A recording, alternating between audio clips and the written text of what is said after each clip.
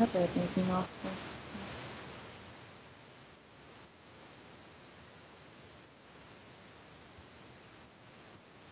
Okay, there we go.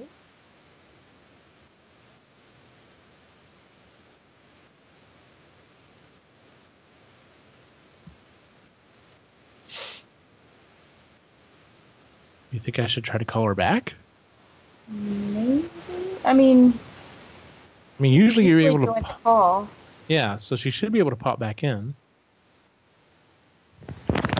Maybe she may be rebooting. That may be what's taking so long. So. I can text her in a minute if we don't hear from her. Did you say this was the same narrator as the Magic book? No, that was a different book that I read called The Authorities, because he uses the same voices. So. Well, yeah, because I was going to say a lot of his voices kind of sounded like the Magic voices, like just the way he pronounced certain things. I think this was done by Luke Daniel. Let me see. No, it was Nick something, I think. Narrated by Luke Daniel.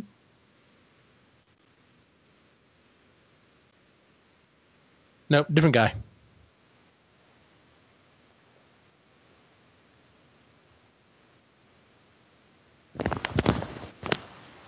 I should, you can go on Audible and look up people, not only authors, but like follow, in particular, readers. And that's something I've never thought to do. And I guess maybe I should do that.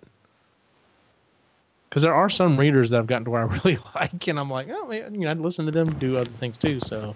Yeah.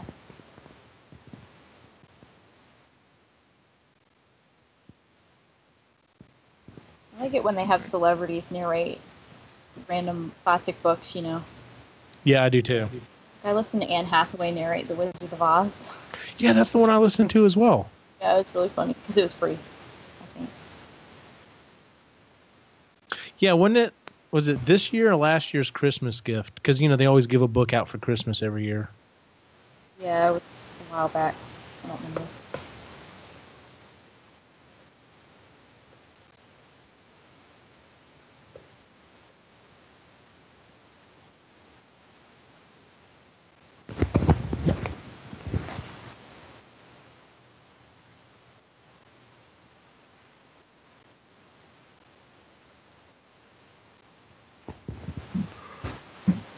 Well, my new partner came over today and got his keys and swipe card and stuff so he can get in the building. And, so he wanted to start moving some of his stuff over. So we walked around. I was showing him some different stuff or whatever. And I had to go run and take care of a few things. So he left. Well, I guess he left and came back because when I walked back in my office and opened the door, there's two desks. Initially my previous partner had the one, like, as soon as you walk in the door, like you see, like that's where her desk was. And then mine was kind of off to the left. And, so of course I kept the same desk I had, and, breathe and reboot. Got it. Yeah, she's rebooting. So, anyway, I walked back in and, there's a big framed, it's, the Empire Strikes Back poster, but it's framed, and he leaned it up against the his desk, and I was like, okay, good. Well, he's starting to go ahead and move in. So also looks like we'll get along. Oh yeah. Well, yeah, I've known the guy for over a decade now. He taught at the same school that I taught at, which was Audie Murphy. And then he became the campus tech there the last year that I taught. And then, he's been the tech over there ever since. But, we've talked and hung out and everything else since, just, in meetings and everything else since then. So. Yeah. But it'll work out really well.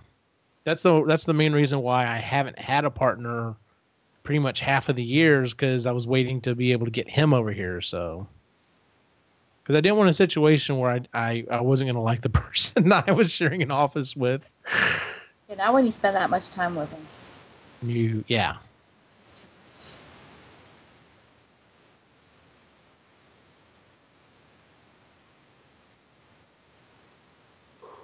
too much. So how have you been? I'm, still recovering from the Avengers, but. Well, I can hear you now. Oh, you got us now? Cool. Hey. Can't see you yet, but I can hear you, so that's all that matters. That's a good start. There you are. Okay. What I missed? Not much. We were just BSing. Yeah. So, Oh, have you seen Avengers yet? Mandy, that's you. I was disappointed. Oh, really? Yeah. Same. Yeah. Yeah. Well, we're on the air, so we won't talk about it now, but... There's a show for that. Is it this Saturday? Yes. Yeah. I can't do it this Saturday. I have things to say, damn it. I'm sorry. I have a lot of feelings. You can express my feelings for me. You know how I feel. Yes, I know how you feel, and I'll fill in. Oh, y'all saw it together, didn't you? Yeah. Yeah, we saw it opening night together, and then my brother wanted to go see it the next night, so I'm like, okay, yeah, sure. So I'm really trying to figure out how I can go see it again. I really enjoyed it, but I don't know if I'm going to be able to get Lainey to see it so that she could be on the show, so we'll see. If nothing else, it'll be me and the Canadians.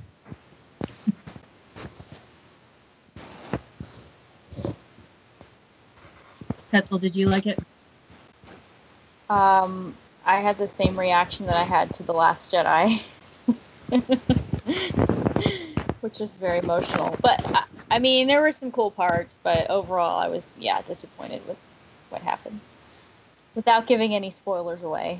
Yeah, that's the hard part. I'll just say that. Do we have anybody in the chat room? Yeah, actually we do. Fine, then I won't express myself fully. I will say Sai's in the chat room. I will say Sai definitely comes down closer to y'all and opinion wise on this movie. So that Marvel can suck a dick. I believe that was my exact reaction. Is when Sting. Oh Lord, we already got Sting references in the chat room now. I need to log into the chat room to see what's going on. Yeah. So, alrighty then. I guess we'll go ahead and get started here. You were right. This was a long book, and the last several chapters, I think was mostly stuff that I kind of had already known or had heard about. So I didn't take as close notes on that stuff as I did the earlier stuff, because a lot of the stuff in the earlier part of the book, I was like, whoa, I didn't know that. So, but yeah. Of course, I love how it just started. I love how the book starts off, the whole premise and the idea and everything. So, All right. With that said, I'm going to, apparently Ryan didn't care for it either. So obviously there were a lot of people who did. $280 some odd million, which is ridiculous. Because they didn't know what they were going to see. Well, let me ask you this, because we're not trying to make this the Infinity War discussion, but when the second one comes out next year, are there things they can do in it that will make this better, or undo everything they did in that movie? Pretty much. Okay. So if they undo a bunch of this stuff, will you be like, okay, well, this was clearly just a really long movie. They just split it into two parts. That's what I didn't like about this one, is like, it's going to be, none of it can stick, and I can't really say much more without giving away things, but it seemed like a really long precursor to something that's going to be reversed in the next movie. Yeah, it's like, why did they waste our time and put us through that? But, yeah, sip your tea, exactly. I see, and I I still have bets, and of course I've told Jennifer my thoughts on what may happen and everything else. So, but yeah, because there's very obvious some things that happened are going to be reversed because they've already announced movies further on down the line, which involve said people. So it's like, okay, well, obviously that has to happen. But some of the other ones, I'm like, I don't know. So we shall see. I'm just glad Thanos was a well-realized character. Like, he wasn't just, I'm going to get the gauntlet and destroy everything. And it was like, I kind of understand. I don't back your play, but I understand. So, and I felt, like I said, and I told Jennifer, I felt the same way about Vulture in Spider-Man Homecoming. Like, I loved his character because I was like, I wouldn't make the same choices you made, but I understand where you're coming from. So, which is funny because I actually listened to a podcast earlier this week and someone brought up the fact he didn't like Vulture because he didn't seem realistic to me at all. And I'm like, he was like one of the more realistic villains in the Marvel universe. I don't know what you're talking about. So here's where I confess to never having seen a Spider-Man movie. Not a single one. None of them? None of them. Not even what's his name? Tobey Maguire? Nope. Yeah, that guy. Man. Am I kicked off? Am I out? Yeah. No, you're here. Just We start can hear with the newest one. Yeah, definitely watch the newest one was great. The newest one was really good, and of course it is in the MCU. But if you're just like, meh, I've got some time to burn. The first two with Tobey Maguire were really good, especially that second one. Doc Ock was really well realized. The third one just pretended didn't happen. I never saw the Andrew Garfield one, but I didn't either, and I heard I didn't miss anything. Yeah. So, but alrighty then. With that said, I'm gonna go ahead and hit the intro, and we'll get started. So, and muting.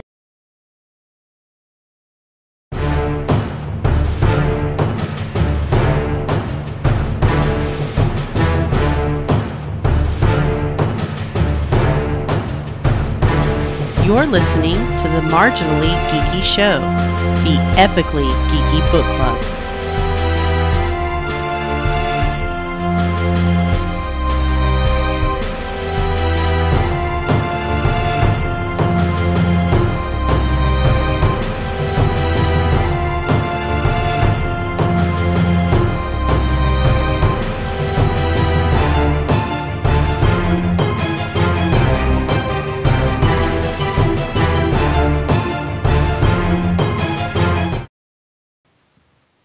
Greetings and welcome to the Marginally Geeky Show, the epically geeky book club. I'm your host for the evening, Eugene Stevens. Tonight I'm joined by Jennifer and Mandy. How are y'all doing? Great. Good. So anything happened of interest since the last time we convened? Besides the Infinity War talking, Yeah. we were discussing it before the show started. So, I've gone on some trips and done some things. yeah, you have, haven't you? Yeah, I've been traveling a bit. So I'm tired.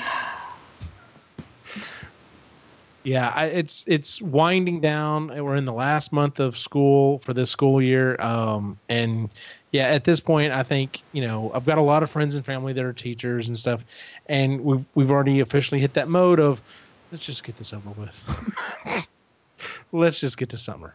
So. Well, with that said, let's go ahead and move on to our book for the month. This last month, we read How Star Wars Conquered the Universe by Chris Taylor. I was turned on to this book. I suggested it to the group. I was turned on to this book. I listened to a podcast where they were talking about it a little while ago, and most Star Wars geeks, I've done some research and, looked up, I know some of the stories and stuff behind some of the, the making of it and everything else. This book to me though, stands out from a lot of the other ones because it's not just like, oh, well, here's how they made the movies. This actually incorporates like all of Star Wars, and it talks about that. It talks about the fandom, and it talks about how the 501st and how the toys came about. And I mean, it tries its best to hit everything it can think of that's even somewhat culturally relevant to Star Wars, which is kind of the premise of the book, is the fact that even if you say you've never seen Star Wars, you know some Star Wars. Everyone knows Star Wars.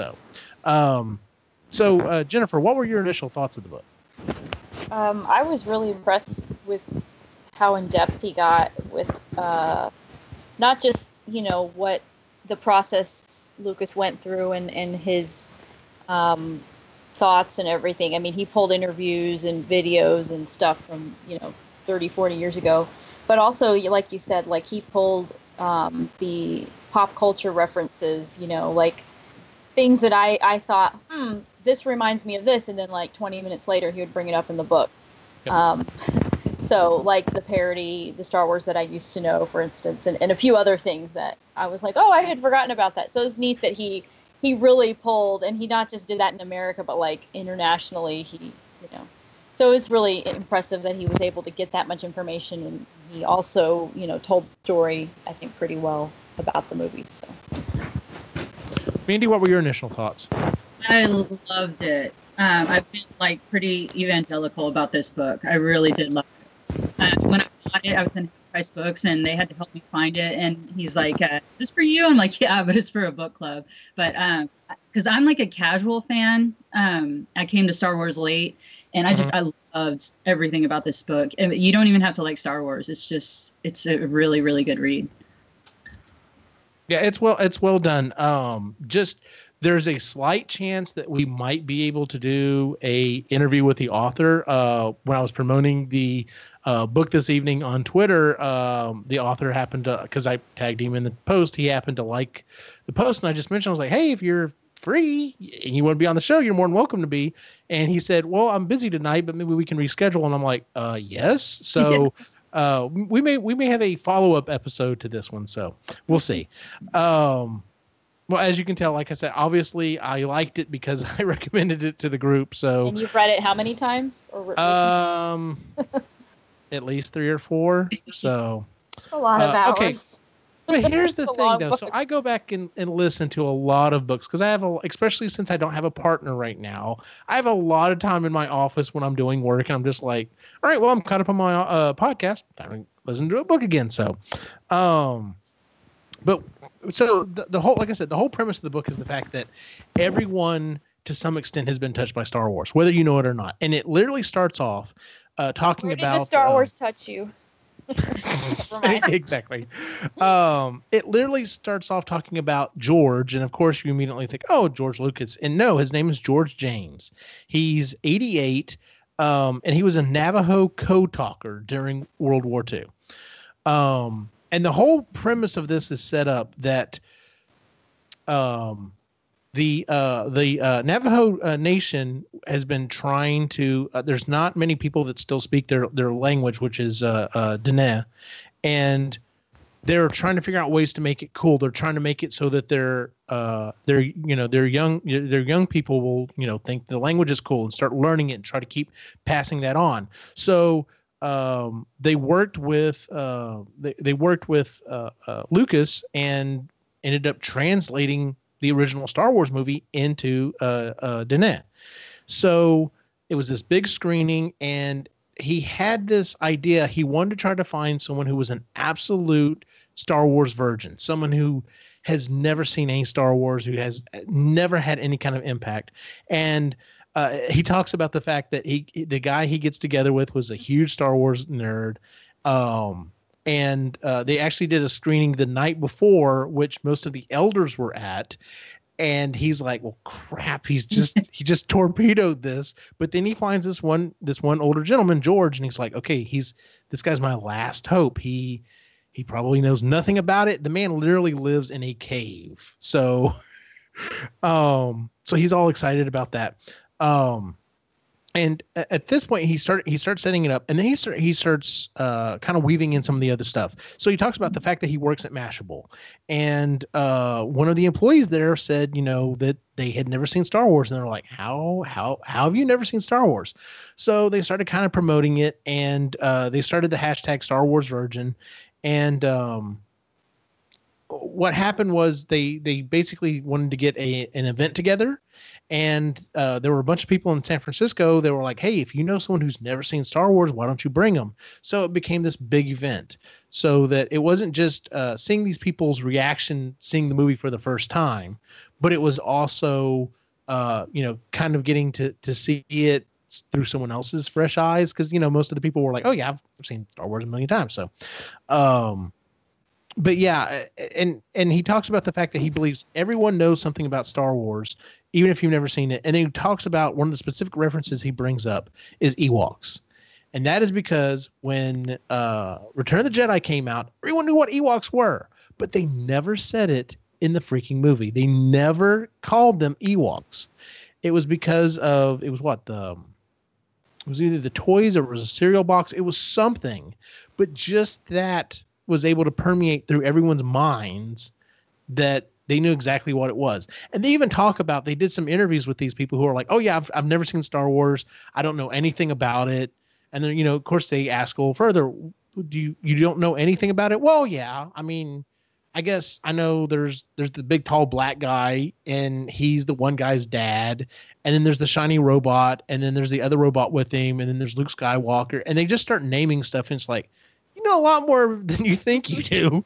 So, but yeah, so, and at this point, they have the event, and he's talking about how it's really awesome. The 501st, that branch of the 501st shows up, and they're taking pictures with people, and there's a guy dressed up as Darth Vader, and these people are literally like handing him babies to hold to take pictures and stuff, which I think is hilarious. But then he talks about George like gets up and ends up like about 15 or 20 minutes into the movie and leaves. And he did ask him a few questions, and he said, I vaguely remember seeing something on a friend's TV or something about flying birds through space. And he's like, well, even the person who I thought obviously is, because I think he does like his arms like up and down, kind of like an X-wing. And he's like, yeah. And he's like, okay, well, even you know something. Even you freaking live in a cave out in the middle of nowhere. Even you know something Star Wars. Yeah. 88 years old. So, thoughts up to this point? Oh gosh, I keep looking to see if there's an Irish translation of Star Wars, because that's another language where they do a lot of that. Try to make it cool for the kids because it's dying out, sort of thing. And I can't find one, so that's another language that might need a translation or a dubbing. Get on that. Oh, yeah. That would be awesome, actually. Irish is so good. But no, I love your people to do it. Oh, yeah. Well, yeah. We'll go to Ireland and work on that. Jennifer and I will. But I love that one, May the Force be with you, is a literal translation of a Navajo prayer. Yes. Which is awesome. And then how George asked, why are the stars at war? That kind of cracked me. And it's funny because, he talks about the fact that,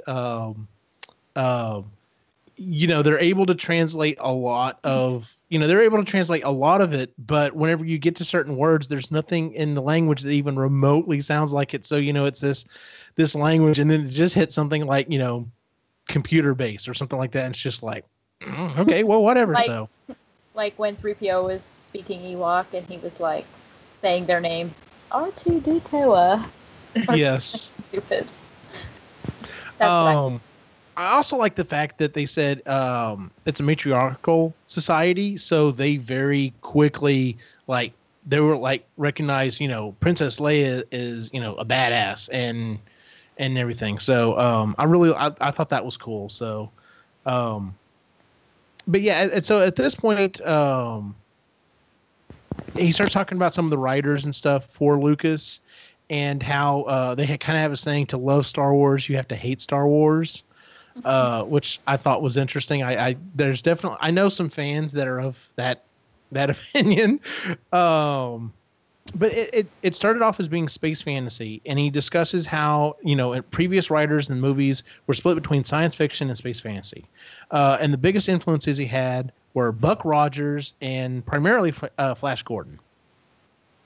And he goes into, he starts talking about some of these older movies and these older influences that George Lucas had, and how, even way back when, there was a clear divide between, science fiction and space fantasy, and the two groups did not really care for each other. It was well, this isn't scientifically accurate, and they're like, who cares? It's space and it's awesome. So,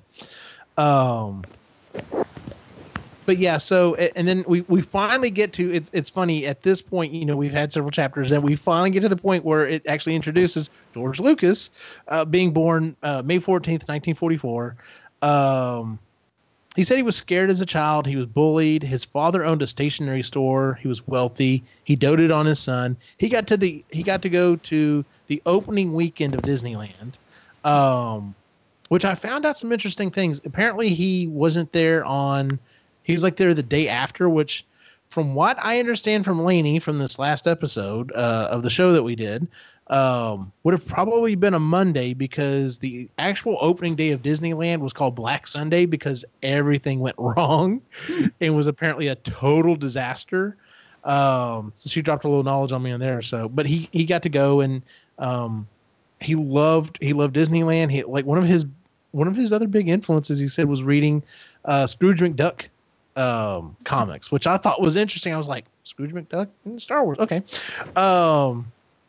But and then it talks about the fact that he loved fast cars. He made movies as a kid, just for fun. But even as a kid, he was very focused on, it needs to look right, it needs to look accurate. So they're playing with their soldiers or whatever, and they're literally lighting off sparklers and setting fires and stuff, and they want to make sure it looks good on screen. And I'm like, yeah, that totally sounds like George Lucas. And then, like I said, one of his biggest things was Flash Gordon.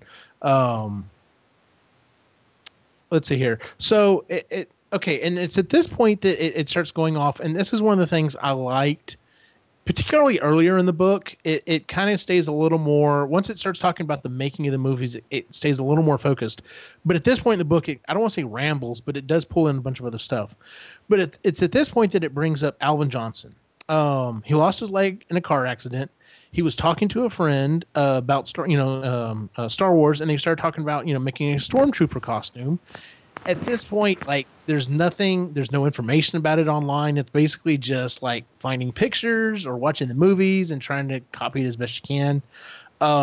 So with his friend Tom Cruise, that's literally the guy's name, they end up making a stormtrooper costume, and he goes to the re-release of Star Wars and promptly gets laughed at, and was everyone was like, oh, you loser, this, that, and the other, and basically kind of degrading him. And so his friend was like, hey, if we made a second one, I'd join you, so whenever Empire comes out, we can go together. And he said it's at that point with just two people. He said it completely turned everything around. He's like, when there's just one stormtrooper, it's okay, but when you start getting 2 and 3, people start ooh, shit, this is serious. I'm not messing with those guys. And what's funny is he talks about the fact that his dream at that point was wow, if I could get 10 people together to all be dressed as stormtroopers. 10. Which is hilarious to me. But yeah, he's the one that started the 501st. They helped Lucasfilm during Celebration 2. Lucas now uses them, and I had heard about this. This is awesome to me. Lucas now uses them for all of their events. So if you go to some kind of an officially licensed Star Wars event and there are stormtroopers there, or a Vader or anyone else, they're from the 501st. They're in 47 countries. 20% of them is female, which I think was also really cool. Over 6,500 members. And the year that he wrote this, I think this was last year, they raised over $250,000 for charity, which is just unbelievable. Any thoughts on that up to this point?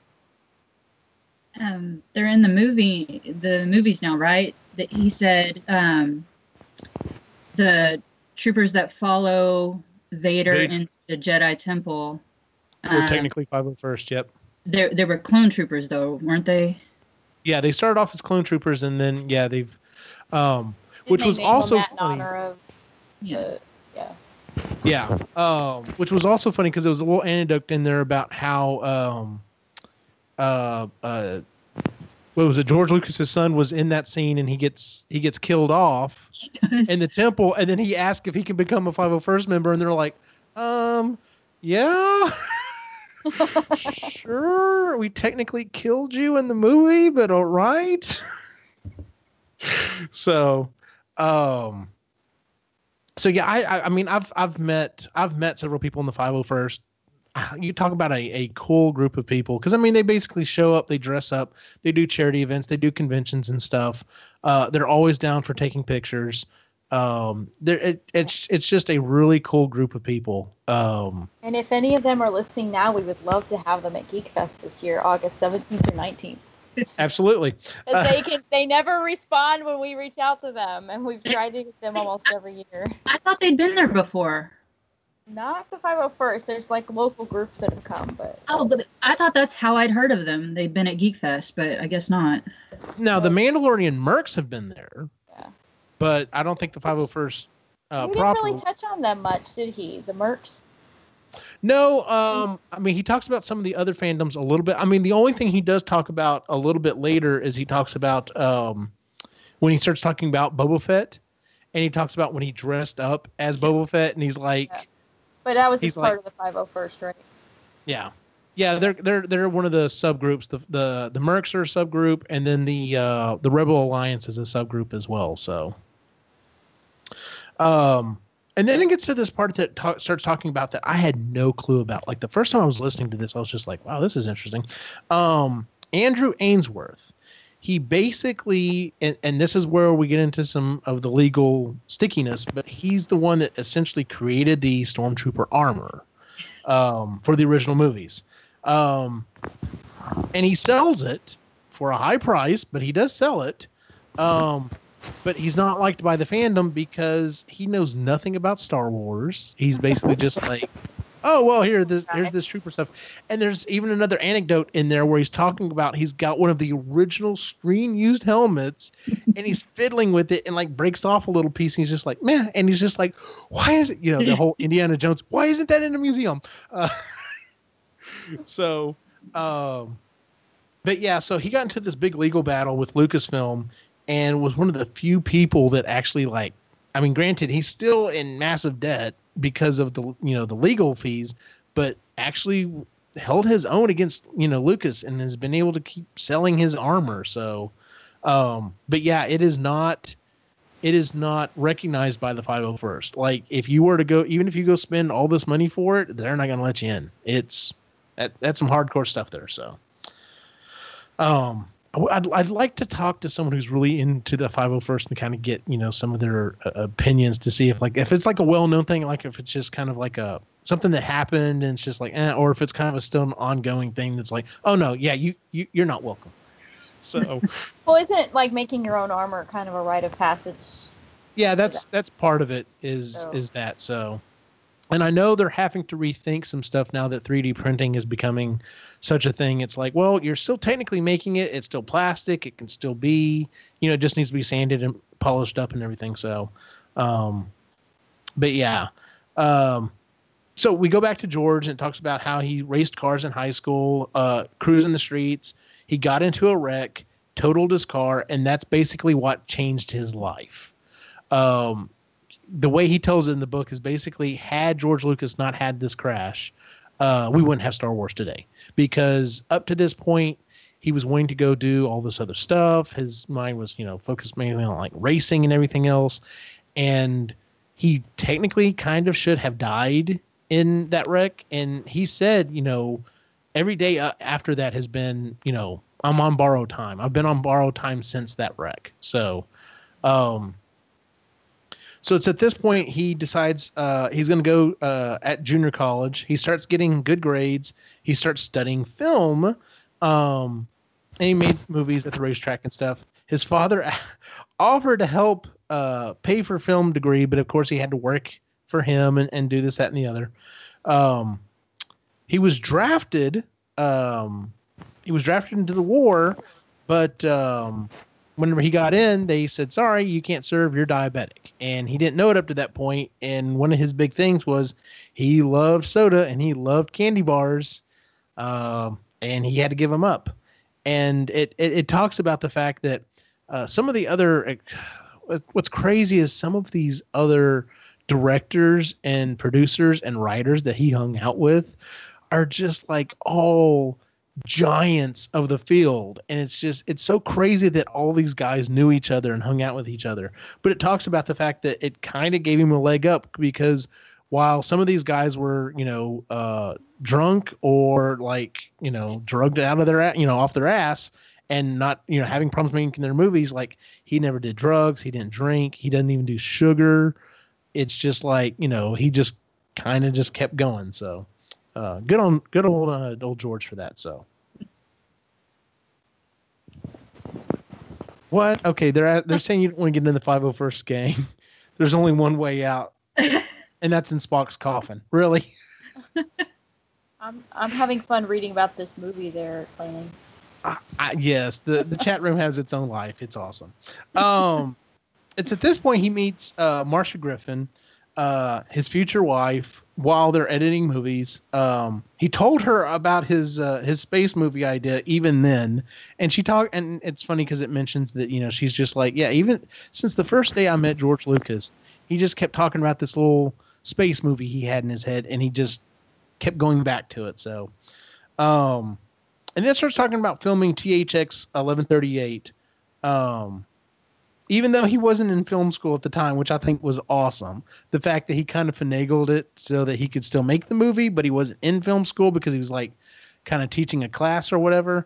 And ended up winning a ton of awards and stuff for it. Have either of y'all seen THX? No. It's one of those movies that I think I should see, just kind of like as a geek rite of passage, but I don't know if I want to actually do it, if you know what I mean. So, I've seen the holiday special, so I think that's enough. Okay, I'm gonna be honest. I've never seen the holiday special. Don't put yourself through that. That's what I heard. Terrible. Yeah, but I've heard. I wanted to see it to know, like, right? What exactly, and yeah, it was bad. Well, after the fairly thorough description he gives in it, I'm just like, yeah, I don't want to see that. He said the first 10 minutes are just Wookiees roaring at each other. B. Arthur actually does sing in that too. That's hilarious. Yeah. You should at least Google that song. It's pretty funny. Which, you say, oh yeah, I'd watch a movie with just Wookiees talking, and maybe it's just I don't know. Part of me is like, that still kind of sounds awesome, and then part of me is like, but special, I don't know. So, chat room, has anyone seen the holiday special? Because like I said, I've never seen it. So, see what y'all think there in the chat room. Okay, so it's at this point he ends up becoming friends with Francis Ford Coppola, which like I was talking about beforehand. The fact that he gets together with these other guys, I'm just like, that's just crazy to me. They get together after graduation. They start shooting little shorts and stuff together. And they both hated the Hollywood machine. That's one of the things that bonded these men, was that the fact that they're like, yeah, sure, you can get a film degree and you go to film school, and then, you'll end up being, the lowest guy on the totem pole. And after maybe 10 or 15 years, you'll be editing video. And then after another several years, you might actually get to direct or write something. And they're just like, that's bullshit. I'm doing this right now, and I'm doing it the way I want to do it.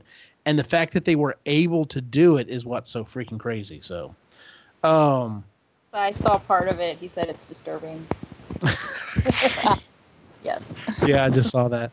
And it's at this point, so once again, we kind of wander off. We're talking about this, we wander off, and he starts talking about how the Force is undefined enough to be incorporated by Christianity, Buddhism, and several other religions. And I had heard part of this before, about the 2001 email thing that happened in New Zealand during their census, about how the email started going around. I didn't know this. That was hilarious. Yeah, 51,000 people said that they were Jedi on their census, and they had to count it as a religion because that many people had written it in, and it was the second largest religion. On that is hilarious to me.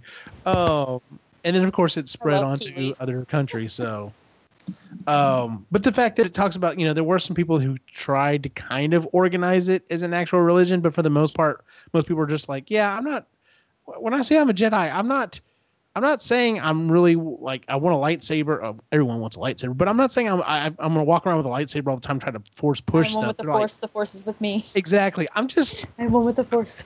I'm just trying to be a good person, is what it boils down to, and I'm just like, I'm down with that. So,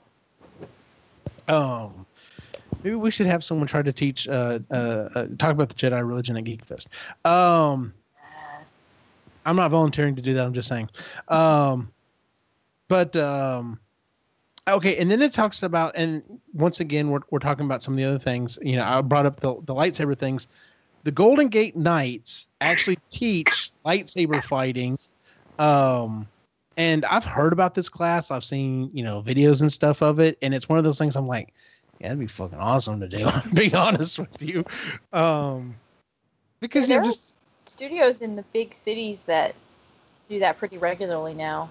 I would think Austin has to have one. Yeah, I feel like there's a cosplay group that does maybe not regular classes, but events once in a while where they teach that. Yeah, that might be something. That might be something I have to look into. Field trip.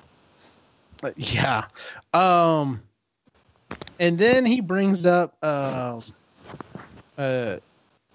Raza, aka Star Wars Kid.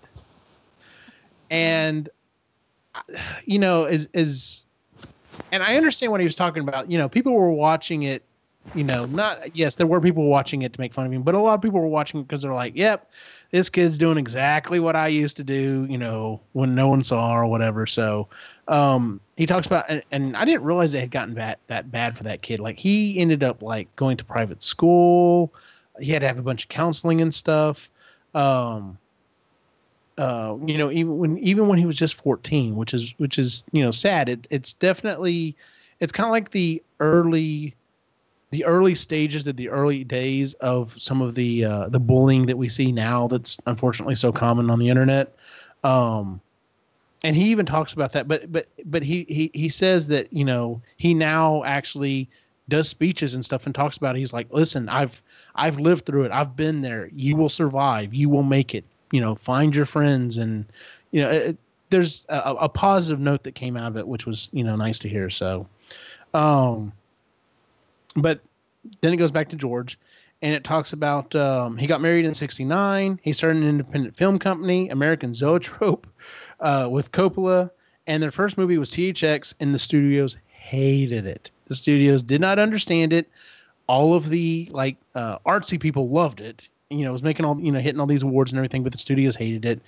And it basically it was sold, but no one would release it. And they kept, kind of messing around with it. And he was like, it's like they have they have my child hostage, and they won't let me have my child back. And they're talking about chopping off fingers. And he's like, I felt horrible. And I was like, man, that sucks for poor George. But he wanted to direct Flash Gordon. They didn't have enough clout to do that, though. And they were able to sell American Graffiti and The Star Wars. And this is what kills me, is The Star Wars was a registered thing, but there was literally nothing with it. It's like there wasn't even a treatment. There was nothing. It was just like, hey, I've got this idea. We're going to call it The Star Wars. So, Graffiti was another movie that basically kind of fell into limbo. And he starts writing Star Wars at this point, and he starts throwing around names and places. And he's heavily influenced by Hidden Fortress. I didn't go into a lot of stuff as to this part, but this was one of the parts of the book that really starts to get interesting. especially when you start. I've never gone in to look once again, kind of like the holiday special. I've never actually gone to like look for some of these original treatments or these original drafts of the movie. But some of the stuff he comes up with really bad. are really bad. And he even says, you're probably reading this right now thinking, George, no, go back to that. Change this little thing. And that's what we need it to be. And it's just like, it was there, but it wasn't. And it, yeah. Like the Bogan, the dark side of the God. Force. No. Wow. That was awesome. Yeah. The fact that, like it starts off and it was going to have like this, it was like like a science or a physics lesson at the beginning of the movie. And it's just like, what are you doing? And he had a brother and they had, their dad was then, I don't know. It was weird. It was, yeah, it's really weird. The book, if nothing else, the book is worth reading just for that type of information. Cause you're just like, man, this is crazy. Some of the stuff that he was coming up with. Graffiti finally gets released, and it makes him a millionaire. Like he ends up making a ton of money, and it's once again one of those things that the movie studios didn't really understand it, ended up releasing it, and it was a big hit.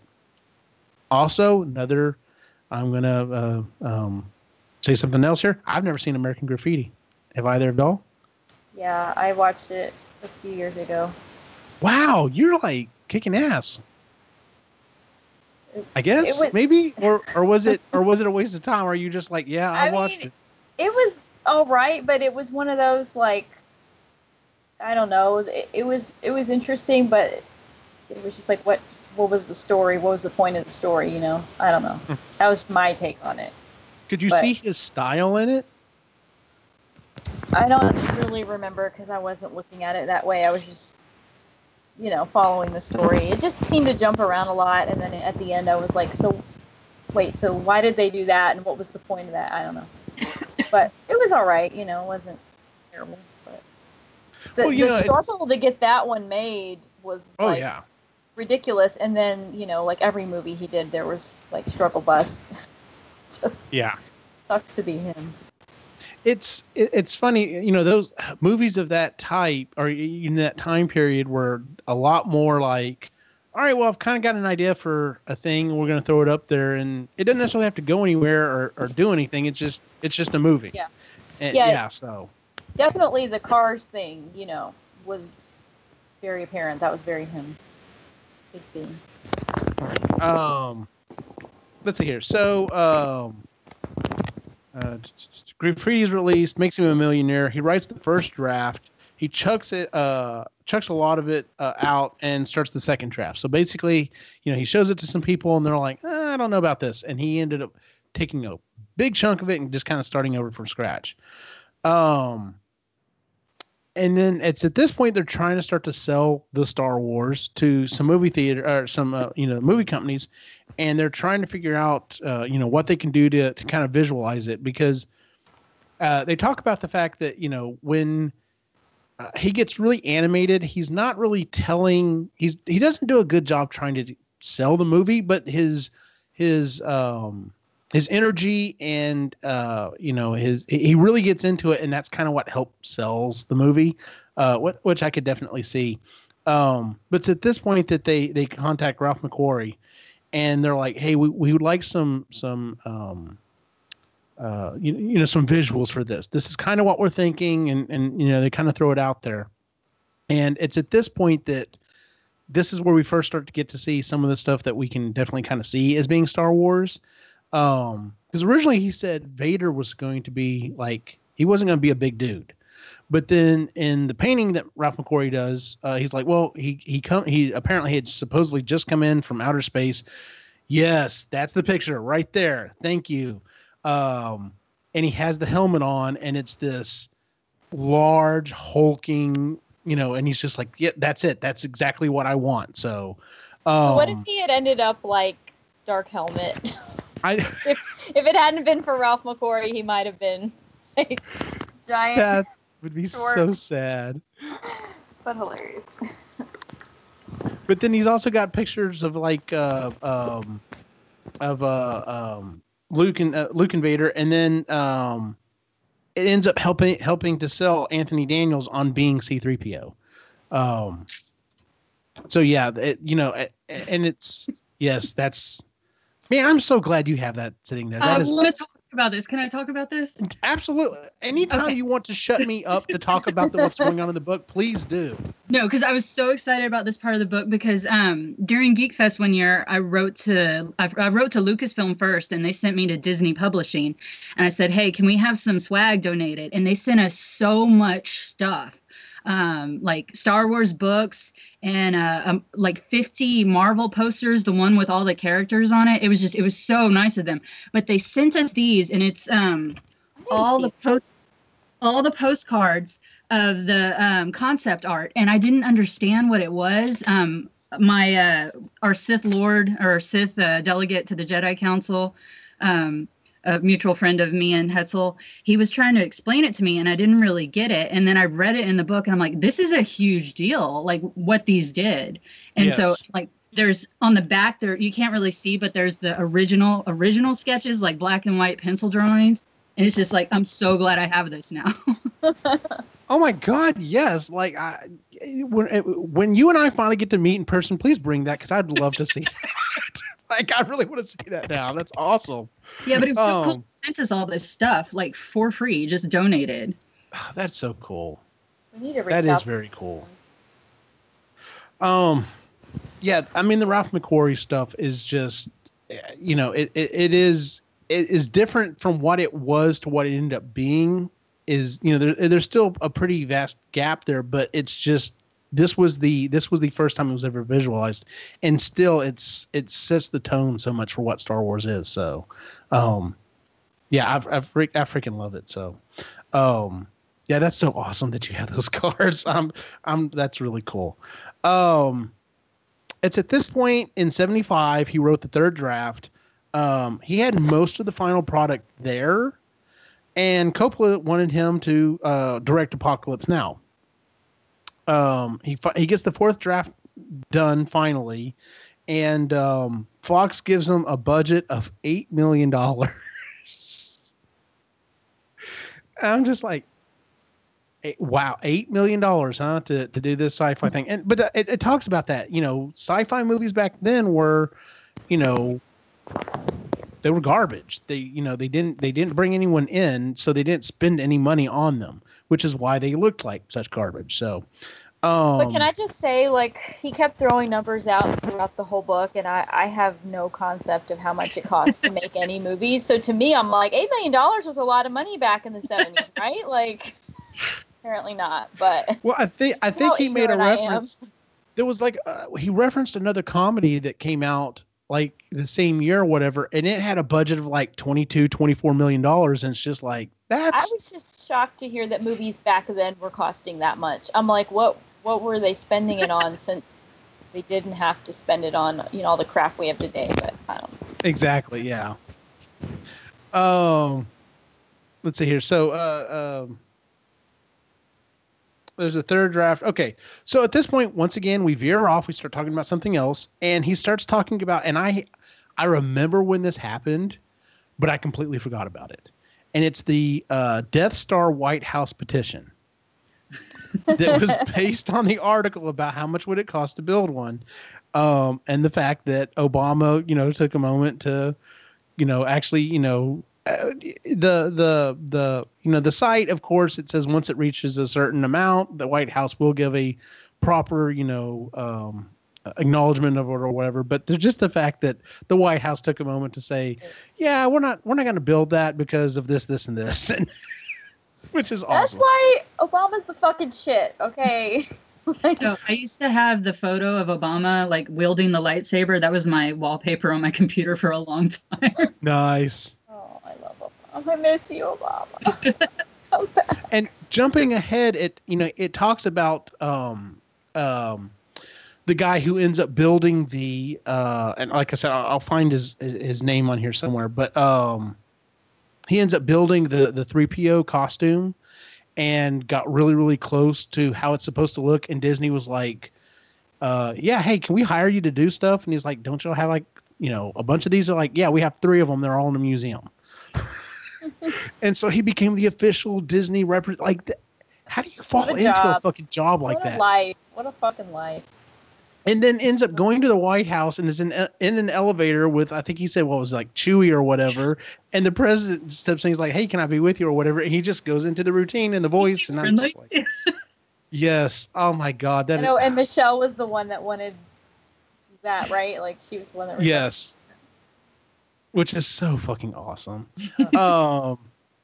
But yeah, and then at this point it starts talking about some of the parodies, the Hardware Wars, and then I've got to go into the Mad Magazine stuff here real quick. But that's one of the things about Star Wars that's I think a lot of people were kind of one of the initial fears when Disney bought Lucasfilm was that Lucas has always been very much of the mind that as long as you're not making money off of it and it's not porn related, because it talks about that, he was very, very adamant there will be no adult references to anything Star Wars, but for the most part, as long as you're not money and you're not not making money, you're not doing that, go for it, like have fun with it and create spoofs and everything else.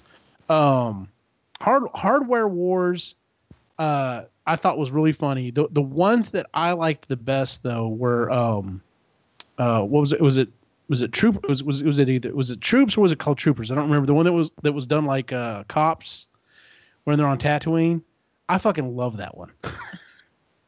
That one's great.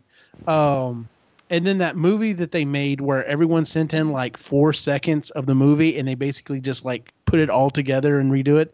That type of stuff I think is awesome. But they talk about Mad Magazine, and I used to listen to a podcast with Dick DiBartolo.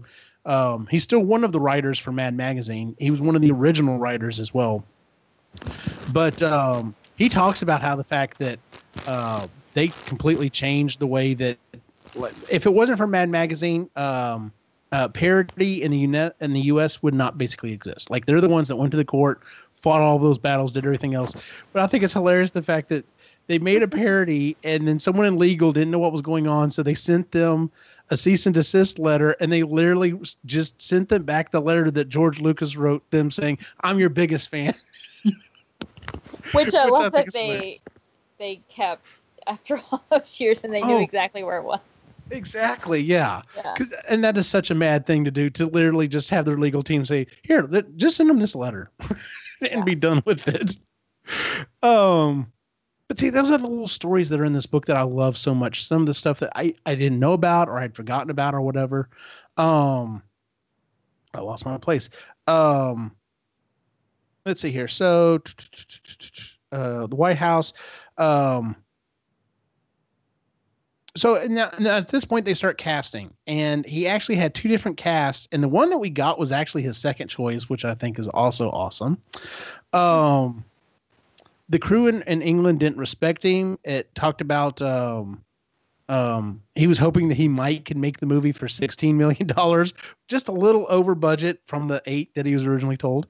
But that was interesting that he talked about how he kept running into all these production problems and how they're like, oh, it's tea time for a break, and like everyone just literally dropped everything to get stuff done. But it's at this point it starts talking about how he's directing the movie, and you can definitely see that as being some of the issues with the prequels, because it's very much as he wrote it. It was very much like documentary style. It's like, all right, here's your lines, you say them, and I want to film it, and that's how it's going to go. Terrible, yeah, like no direction, no vision. I don't know. Do it. What was it? What were the 2 lines that I think Carrie Fisher said he only ever said was like, do it faster or do it better or something like that. That was like 2 things that's all he ever said. Okay. And how the fact that people were like, they'd give him crap about it. They were like, George, you can write this, but you can't say the shit. I think was the line. Once again, huge difference from the prequels. And then we get to this other thing that I thought was really interesting was Charlie Lippincott, who was kind of like who was promoting the movie, used strategies to hype Star Wars before the movie. this was totally foreign to me. Like, I was like, this is interesting. He talks about going to comic book conventions and had to convince them to let him talk about a new movie coming out. And I'm just like, can you imagine like San Diego Comic-Con if there weren't movies there to promote? Like, that's just crazy to me. So he's a game changer, man. Oh yeah, he was a hell of a game changer. They had comic books, they had the books coming out beforehand. I know you've read a lot of the books, Jennifer. Have you read Splinter of the Mind's Eye? I think I did read it like a long time ago, but I was a kid, so. Yeah. Okay. I've never read it, and it never kind of popped up on my radar. So, and then they wanted to make a they wanted to make a comic book series and went to Marvel, which is kind of interesting, just the fact that it was Marvel. And when Star Wars opened, and I didn't know this either, it opened on just 30 screens. Yeah, that is crazy to me. Nobody wanted to take a chance on it. Yeah. 30 screens it opened up on, and it's the reason why movie theaters started the policy of when the movie's over, you have to leave, because up to that point they didn't really care. Which I'm also like, that's crazy to me. Yeah. So it basically created repeat viewing.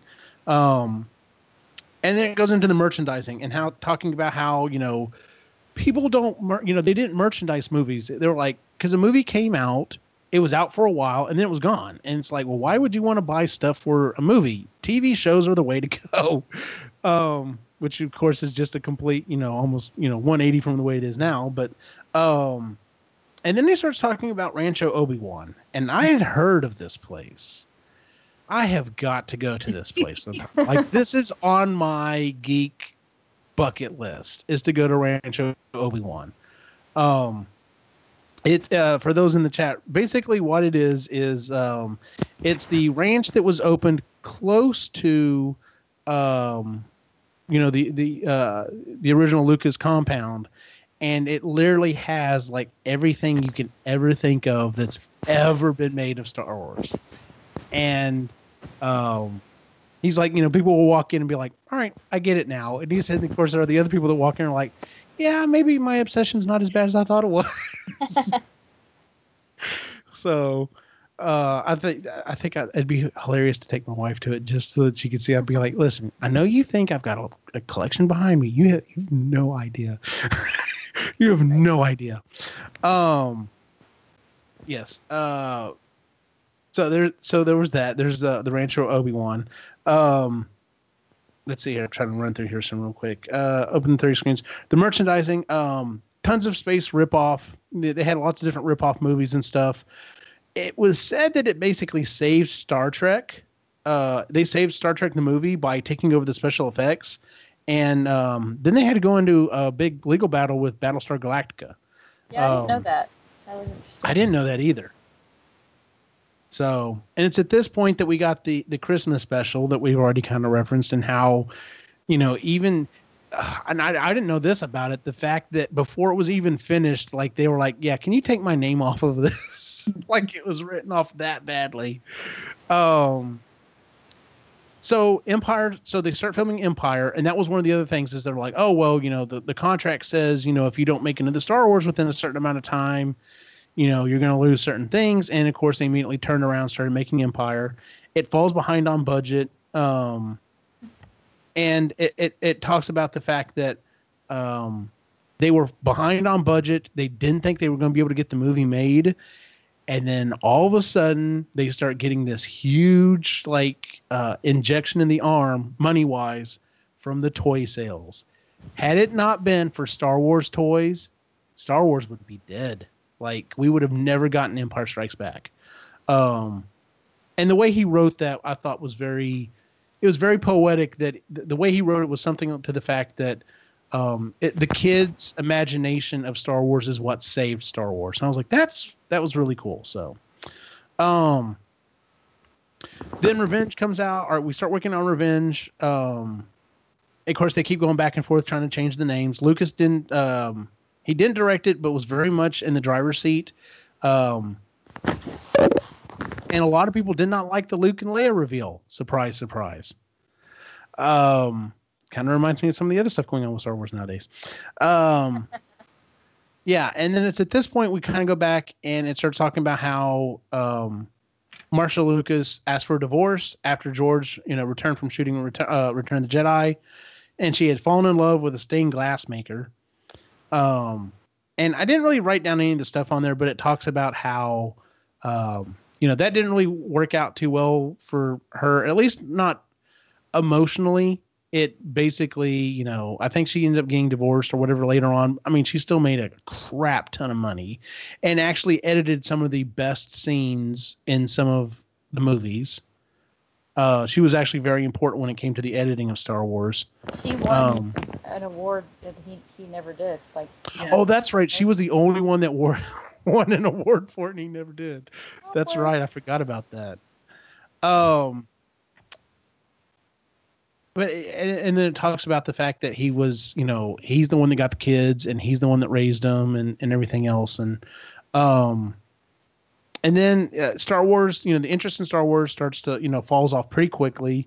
And then they made 2 movies. And one of the reasons he talked about the interest of Star Wars fell off is because they're like, well, they pretty much wrapped up all the storylines. Like, the bad guy Boba Fett is apparently dead. The bad guy Darth Vader is dead. The Emperor's dead. Everyone's happily ever after. So it's like, where do we go from here? So, and then we got Caravan of Courage and Battle for Endor. Now, granted, I saw these as a kid. I have not watched them as an adult, but I loved these movies as a kid. Because it was more Star Wars and it was Ewoks, and I liked Ewoks. So, and then we start getting to the. I thought it was interesting all of the almost shows we had and all these little side projects that never quite panned out, over the years. Like, what would it be like now if we'd have gotten those, Mm-hmm. Yeah, how much different things would have been. So we start getting into the expanded universe, which includes the books, the comics, the games. And he talks about one of the best sellers, one of the ones that really took off was Heir to the Empire. And then I'll get to that here in a second. But I know, Jennifer, I know you've read the Thrawn trilogy. Yes, again, years ago as a kid, but I think those were one of the first ones I read. Mandy, do you read any of the Star Wars books or anything? No? Okay. Not that it matters. Because they're not fucking canon anymore. It doesn't matter. It's still a good story. It's still a great story. The Thrawn trilogy is so good. I'm so salty. But they start talking, and then they talk about in the books how they made the conscious decision to kill Chewie, and then Mara Jade, and they didn't like really how that ended up. So. Which, yeah, both of those characters, I would have been if I were reading those books whenever they'd come out, I would have been pissed. Because I do both of those. They were like, who can we kill that will cause the least outcry? And they killed the family dog. Yeah, exactly. And everyone just lost their shit. So, yeah, and I didn't mention that, but they talked about that, how Chewie was heavily influenced by the family dog. Which is funny because there's that picture going around. Someone's got that really hairy dog, and they put the bandolier on it, and it looks a lot like a Wookiee in a car. And then the irony is Disney flipped it, right? Exactly. Yeah. He lives. So it's at this point he decides that he wants to do prequels just because the technology was there that he finally wanted. But to test that, they're like, well, in order to make the prequels, we're going to be doing a lot of computer stuff. Maybe we should test this out.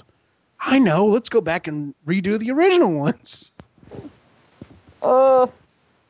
Okay, so it's funny. My new partner that's coming on board this fall was over at my campus today, and he's a huge Star Wars guy as well. And we were having a discussion about this. And for the most part, we're both okay with the special editions. It's because most of it is just window dressing. It's just oh, hey, let's just add this, that, and the other. And he brought up, he's like, it's funny. He said, of all the stuff they added to the special editions, he goes, the one thing that I just cannot get over is Han shooting first. He's like, that's my line in the sand. That's what I can't stand. And I'm like, you know what's funny? I was just like, okay, I can handle that. I said, my problem was in the newest versions when Vader's, standing there watching the Emperor, kill Luke. He just stands there and he looks and he kind of looks back and then he turns and he grabs the Emperor. Well, they add a no in there. And I'm just like, no, don't add the no. I mean, no. And I know it's stupid. That is so minute, but it drives me insane. So yeah, that's why we got the special editions, was so that, ILM could basically go back. Initially, they were just going to clean up the movies, which they needed to do, because if you've ever seen some of those original shots from the original film they pulled, it's like, wow, yeah, I'm glad y'all saved those films because they were looking rough. Like Vader was blue. There was nothing black about Vader. He was blue. And then it starts talking about how, we were going to get the new movies, and people started camping out a month before The Phantom Menace. And I remember this. I love that. I do too. That was a funny story. Okay. I have to admit, I love reserved seating for movie theaters. I love reserved seating. But there is a little part of me that does kind of miss the camping out for the movie stuff, because he talks about the camaraderie that happens in the lines. And you do get that from time to time for like new game consoles, or like for a while there when like the new iPhone was coming out. There were these big events where people would camp out and, they talk and, there was some kind of a common interest that they could, kind of rally around. So I do kind of miss that from time to time. Eugene, did you ever camp out for anything? I've camped out for a few video game consoles. I'm trying to think. When I say camp out, I only had to do overnight once or twice. And those were for game consoles. For movie wise, I've camped out for hours before, but never was I never had to do the, I'm going to line up, tonight so that I can get the movie ticket tomorrow morning. I never had to do that for a movie, but for some game consoles, yeah, I've had to do that. It's interesting. It's, granted, I'm also 40 now, so now the idea of doing it now is just like, oh God, no, I won't be in my bed. But when you're younger, it's fun. So it's a thing. So people were camping out for the Phantom Menace. And even though a lot of people do not like it to this day, it still made millions and millions of dollars in the theaters, and it made tons and tons in merch. So it's one of those things. It's like, even though you say you don't like it, it made a lot of money, which technically means it's it's a successful movie. So, guys that camped out and then walked out like, the fuck did I just spend a month of my life waiting for? Oh yeah, those stories were interesting. God. And I've never seen Fanboys. Have y'all? No. I need to watch it just because, and because he does give away the ending, where they're sitting in the theater and literally the last line is, "What if it's not good?" I would actually like to see a sequel, like he was talking about. Maybe them going back and either watching the sequels that have come out, or afterwards or whatever. Just so. The little Anakin guy who took the Faustian bargain and went to the dark side and then came out and spoiled it for people. Oh my God. That was awesome. That whole part of the story. I love walks that up to the guy dressed like Darth Maul. You die. What? What? I love that the movie company was cool though, and just like, hey guys, come on in, Yeah, exactly. Well, and the fact that they got some of the cool stuff that they got because they were so dedicated. Like they said at one point, they brought the original trench up there and were carving pieces off of it to give to people. And I'm just like, oh my God, you better be holding on to that, because that's like holy grail stuff, dude. And then we start talking about episode 2 was written in 9 months. And it's panned as being worse than Phantom Menace, but it made more money. So once again, it's one of those things. It's like, you know, you can argue that this is a really bad movie, but if you're going to look at it financially, and unfortunately the bottom line is, sorry, this was a good movie. It did what it's supposed to do. So, he said he actually had fun writing Attack of the Clones, but then when he got to episode 3, he was like, I'm having a hard time writing this. He did finally get it written, and this was one of the biggest deals, and we talked about this, and it does talk about this in the book, the fact that the original Star Wars movies, he wrote drafts, he threw out a bunch of stuff, he wrote a second draft, he wrote a third draft, he wrote a fourth draft. He hired people to come in and polish stuff up. Some of the best lines that are in the movies are not from George Lucas, they're from other people. And we didn't get that in the prequels, and it shows. Yeah, I think collaboration always makes us stronger results. I have this theory about Mike Myers movies that when he collaborated, they were much more funny. And then when he started doing them alone, I'm not an Austin Powers fan, so that's how I kind of feel about those. But see, yeah, I love the first two Austin Powers movies. The third one, and then you got things like The Love Guru and stuff like that. And it's just like, what are you doing, Mike? But his early movies, I loved. I just thought they were hilarious because it was like a writing team. Yes. Yeah, and like I said, it shows. I mean, you're kind of conscious of it anyway. But reading this book, it becomes very clear. It's like, yeah, that was kind of the big deal. He also didn't have anyone to really challenge him during the prequels, right? Like, the producer just kissed his ass. Mm-hmm. There was no Harrison Ford that was like, what do you mean that's stupid? You know, like, yeah. Everyone just kind of, okay, let's do it this way. And yeah. See, and that's what I wonder. That's the biggest thing to me is like, I'm like, why didn't someone push back? And if someone had pushed back, we wouldn't have gotten Jar Jar. Would they have? Well, would we have even gotten the movies that we got, or would we have gotten different characters? Like, was he at the point that he wouldn't have taken the constructive criticism and just been like, all right, well, you and McGregor, you're no longer Obi-Wan Kenobi. We're going to find someone else, or would he have actually taken it and maybe internalized it? So yeah, because it kind of seemed like he got to the point where he was untouchable and nobody dared, criticize or question. Yeah. So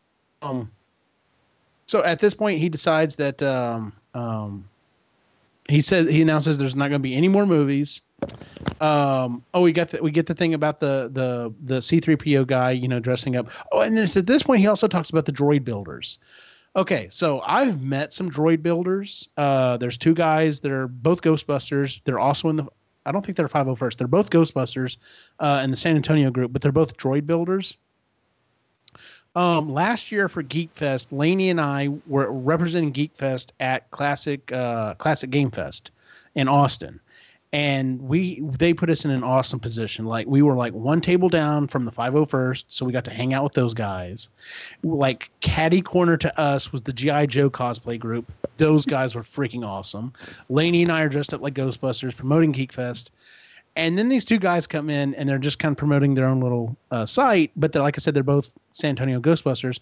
But they have an R2, a working R2, that rolls around and beeps and plays music and has the lights. And I'm just like, well, shit. No, very few things can one up a working proton pack, but a working R2 every single time. And I have to say, it is so much fun to hang out with them.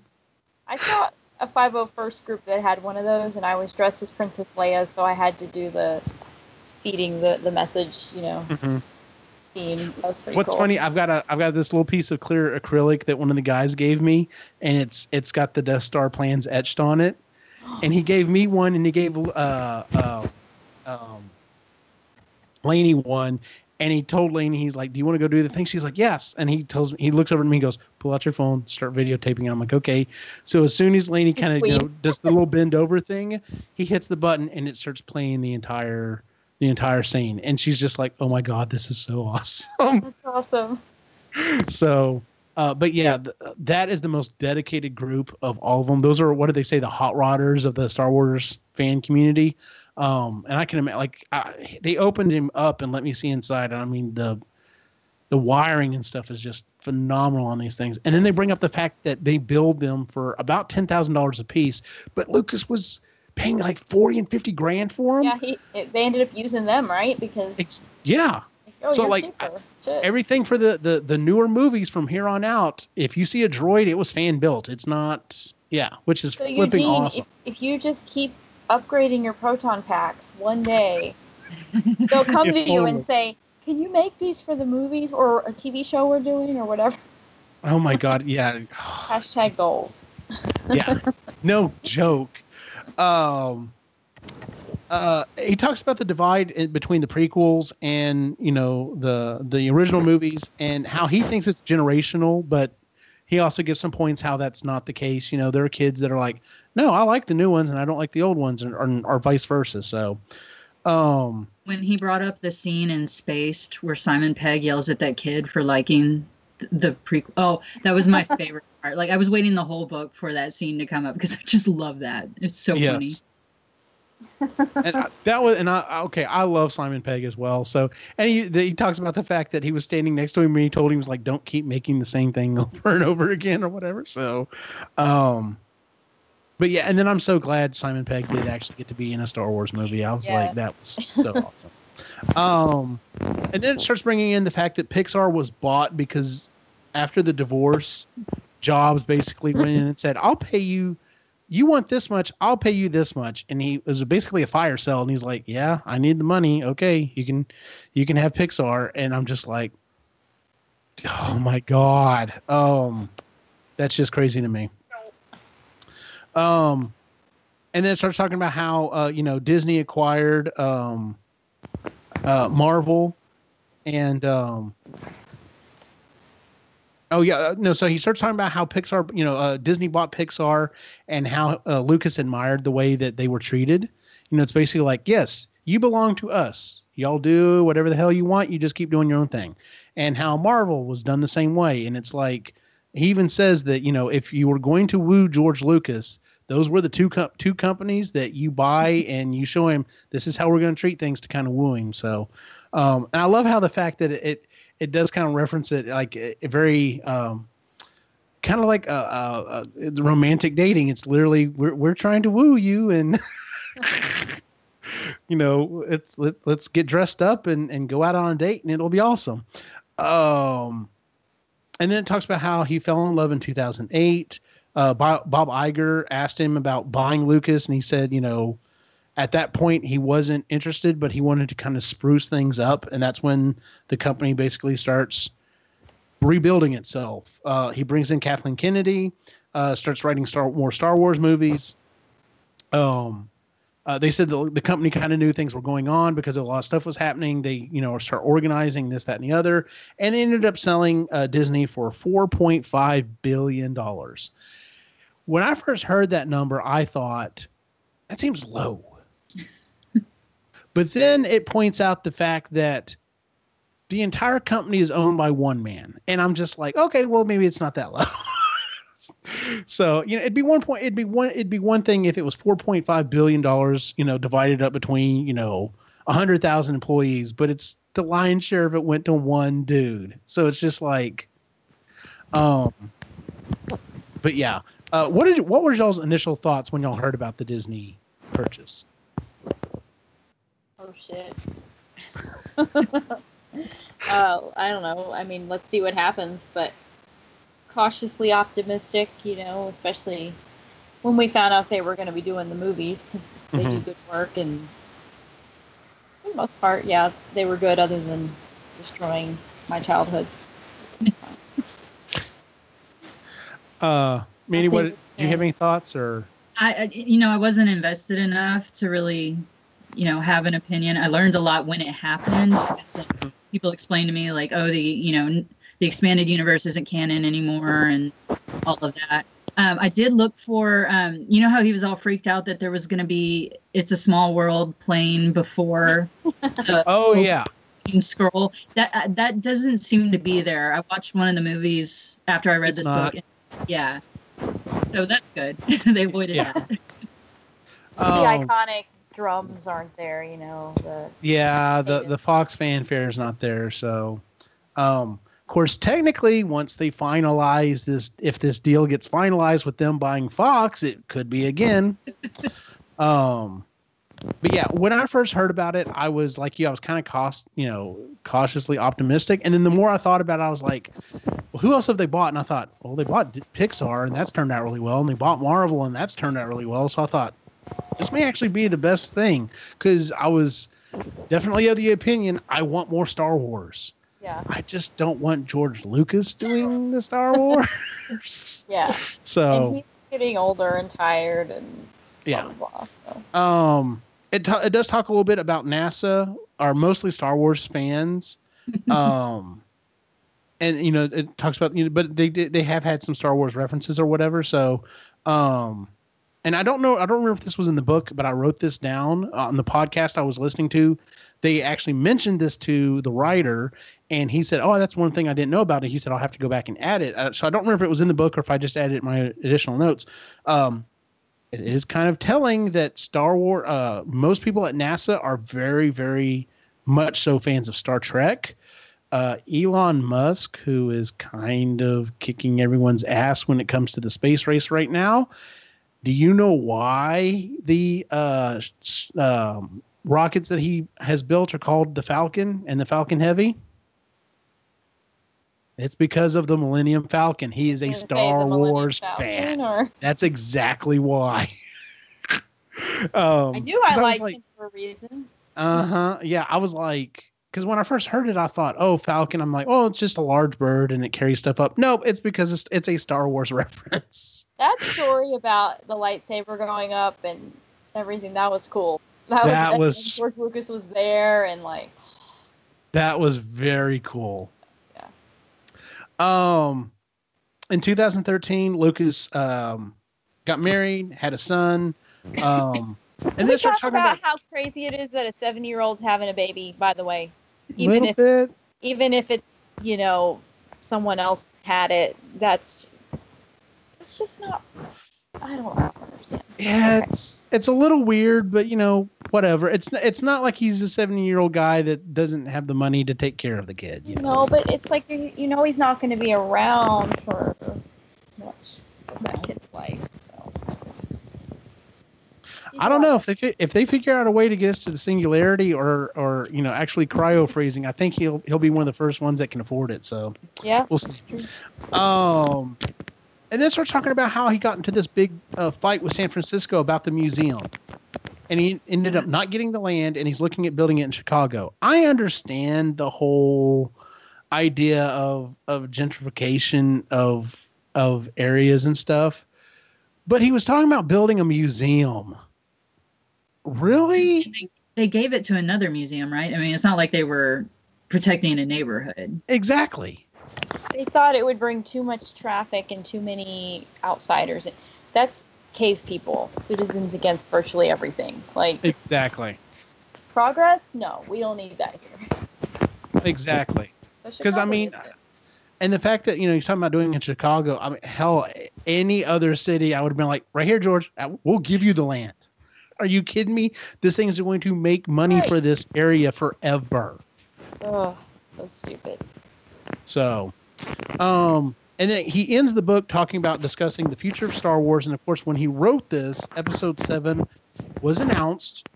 It was in pre-production, but it had not been released yet. And he thought, that was actually a good way to end it because, it's a new chapter that's starting with the Star Wars universe and everything. So, I love this book. Like I said, it's one of the reasons I recommended it to everybody. Even if you are a die-hard Star Wars fan, there's at least something in here that you've never heard or forgotten or something.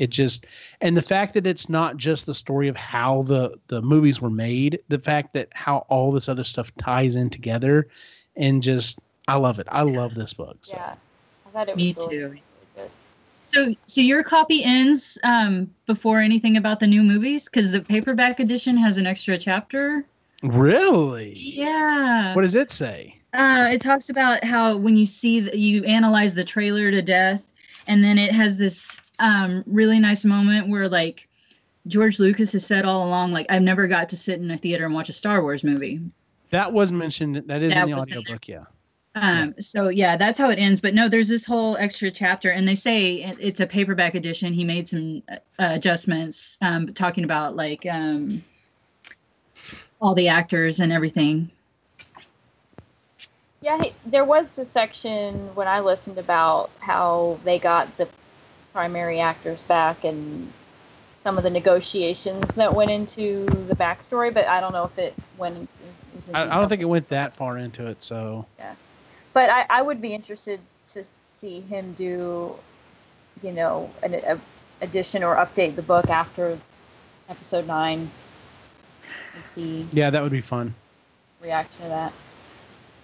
Was there anything you guys, like, as we're going through the book, thought, oh, he didn't talk about this piece of Star Wars lore, or anything you noticed he left out? Not that he left out. There were several points in the book when he started mentioning something, and I literally thought, well, this would be a great, I hope he talks about the 501st or something. And then, like, literally the next chapter is the 501st. Or, I mean, there were some places where it kind of veered off a little much. Like, it seemed to kind of take a hard right turn when we started talking about the droid builders. I thought maybe that could have been put in a different place, but the fact that it was still in there, I was extremely happy about. So, but what wasn't in there was the on-set romance. Oh, true. Yeah. They mentioned it briefly, right? They did say. I remember at one point he was like, Carrie, who had a brief affair with Harrison Ford. It was like a throwaway line. It wasn't anything. Yeah, it was like a really quick line about that. So I didn't remember it being in there at all. Yeah, the one thing I noticed wasn't in there was there's this show called the One Man Star Wars Trilogy, which is this guy who he acts out all 3 movies by himself in like 2 hours. And he just speeds through like every line, not every line, but the primary lines he hits on the highlights. And he's actually now endorsed by Lucasfilm. He originally wasn't, and got in a little trouble. And then they were like, all right, you can keep doing this, but you got to give us some of the cut, Yeah. So, yeah, I went and saw it a few years ago. It was great. It's hilarious. The thing that that he mentions that I haven't seen is the some of the fan edits where they've done, like, they basically edited the prequels together to like one movie.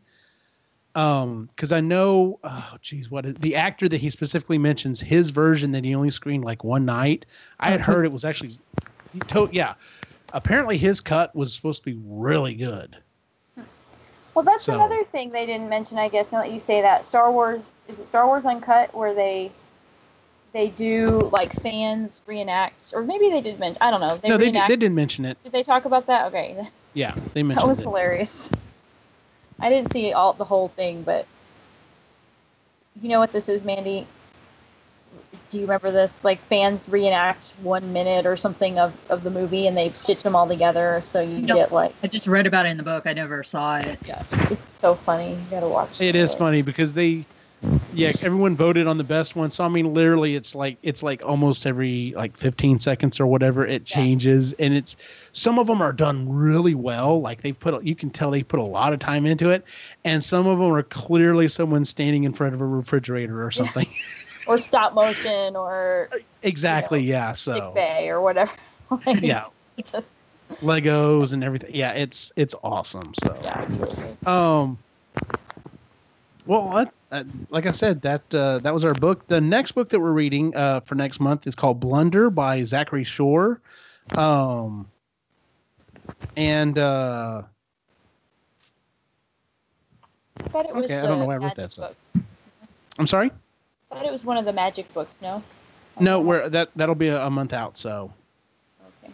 But yeah, we were going to read Blunder by Zachary Shore, unless we decide to change things up. If we do, we do a quick vote or whatever. So, because I thought about doing that because the 5th book in that series comes out, and I was like, well, maybe we could get it done in time, but we technically we've only done the 1st book. We'd still have 3 more books to go, and I don't know. We can talk about it. So it'd be the Magic 2.0 book club for a year.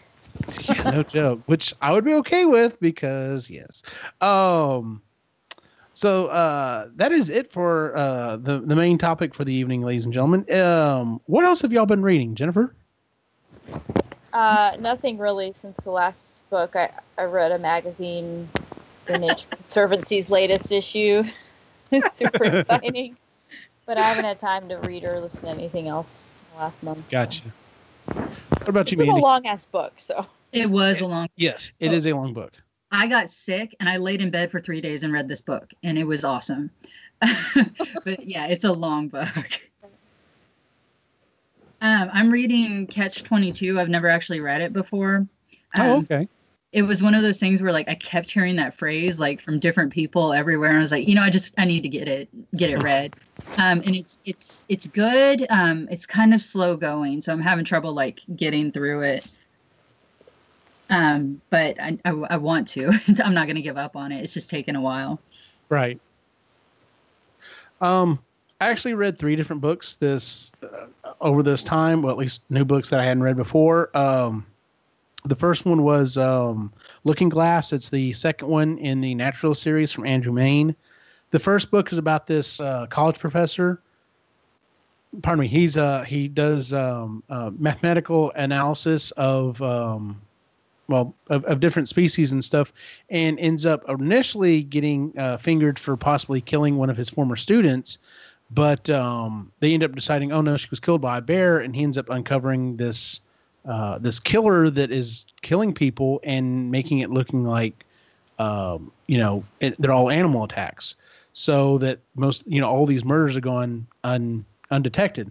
And the second book is him finding a guy who's killing kids in Compton, specifically because a lot of them aren't, the people are afraid to go to the police and report all this stuff. So it's a really good book series. I really enjoyed it. The second book I read is really, really short, really, really small. It's done by a YouTuber. It's called Making Time, and I don't think I can ever pronounce his last name. It's Bob Claggett. He does the channel I Like to Make Stuff.